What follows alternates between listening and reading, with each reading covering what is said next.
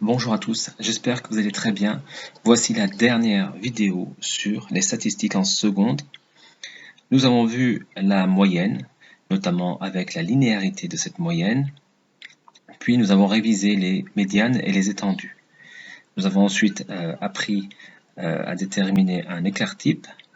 Et nous allons voir aujourd'hui le premier et le troisième quartile, l'écart interquartile. Et nous allons finalement voir comment on interprète tous ces indicateurs. C'est la partie la plus importante en seconde, savoir interpréter les indicateurs statistiques. Alors les quartiles, si l'on regarde le schéma, qui nous rappelle également la médiane en bleu, la médiane c'est au moins 50% des valeurs qui sont en dessous de cette valeur médiane, et au moins 50% qui sont en dessus.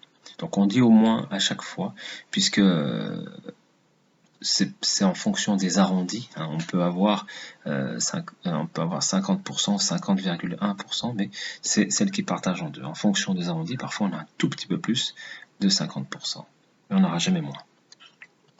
Même chose avec les quartiles. Simplement, on va ici regarder et diviser la série en 4. Le premier quartile, c'est 25% au moins des valeurs. Et le troisième quartile, c'est 75% au moins des valeurs. Donc voilà, nous allons calculer la première valeur à 25% et la première valeur à 75%. Et on arrondira pour avoir au moins 25% et au moins 75%. Voici donc dans un exemple comment on procède.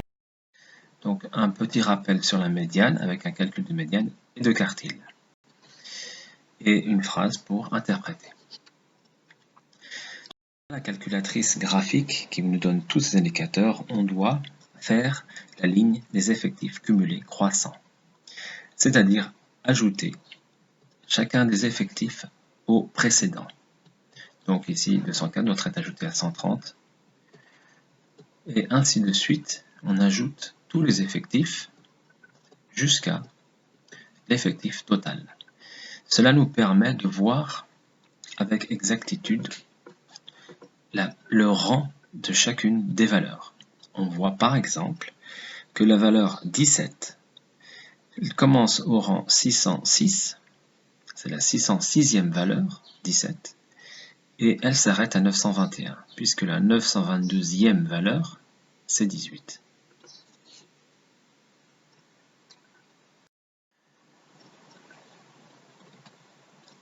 Bien, alors pour calculer la médiane, on sait que c'est la valeur qui partage l'effectif en deux, donc on divise par 2, l'effectif total. Comme 1210 est un nombre pair, eh bien au centre de la série, il y aura deux valeurs. Nous l'avons vu dans les révisions. Donc il faudra prendre la 605e valeur et la 606e. Alors on voit dans le tableau, dans la ligne des effectifs cumulés croissants, que la 605e c'est 16. Et la 606e, eh bien c'est la première valeur 17. Donc nous devons prendre la moyenne de ces deux valeurs puisque nous sommes exactement entre les deux valeurs. Faisons la moyenne de 16 et 17 pour obtenir une médiane de 16 ans et demi. Et l'on remarque bien que la valeur 16 ans et demi de la médiane n'est pas une valeur du tableau. Ce qui n'est pas le cas. Nous allons voir tout ça tout de suite. Alors le premier quartile, on divise par 4 ou on multiplie par 0,25 pour 25% et on trouve 302,5. Alors la plus petite valeur, c'est celle d'après, donc à 303, et on a au moins 25% qui sont en dessous de la 303e valeur. Donc Q1 égale 15 ans. Même chose avec 75% ou 3 quarts. On divise 1210 par 4 et multiplié par 3. On obtient 907,5. C'est donc la 908e valeur qui représente 75% des valeurs qui sont en dessous de ce rang. Donc là, le Q3 est 17. En termes d'interprétation, la médiane, c'est 16 ans et demi, donc la moitié des élèves ont au moins 16 ans et demi. Ou la moitié des élèves ont plus au minimum de 16 ans et demi.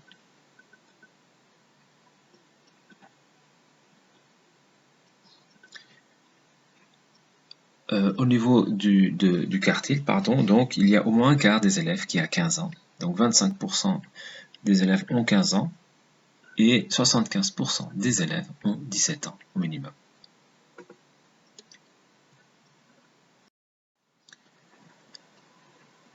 Maintenant, l'écart interquartile, c'est la différence entre ces deux quartiles. Il permet de situer donc les 50% des valeurs qui sont autour de la médiane. On a 50% des valeurs qui sont comprises entre Q1 et Q3. C'est ça l'écart interquartile. Voilà, enfin nous allons interpréter tous les indicateurs vus cette année. Il y a la moyenne, minimum, maximum, donc ça c'est pour déterminer l'étendue. Le premier quartile, la médiane, le troisième quartile, l'écart interquartile et l'écart type. Voilà, c'est une série de notes d'un élève. Je n'ai pas tout mis dans le tableau. On va parler simplement des indicateurs de dispersion, puisque la moyenne, on sait que si l'élève avait eu tout le temps la même note, ce serait 11,75, c'est un indicateur de position. Et de la même manière, 4 et 18 sont des indicateurs qui donnent la plus basse et la plus grande note. Passons donc aux indicateurs de dispersion. La médiane, nous avons dit, c'est la valeur qui partage l'effectif en deux. Donc il y a au moins il y a autant de notes en dessous de 12 que de notes en dessus de 12. Ou l'inverse. Le premier quartile, ça veut dire qu'au moins un quart des notes est inférieur à 6, puisque Q1 est égal à 6. Q3 égale 17, ça veut dire qu'au moins 3 quarts des valeurs sont inférieures à 17. L'écart interquartile nous dit qu'il y a 50% des valeurs qui sont comprises entre ces deux quartiles. Donc 50% des notes de l'élève sont comprises entre 6 et 17. Et enfin, l'écart type.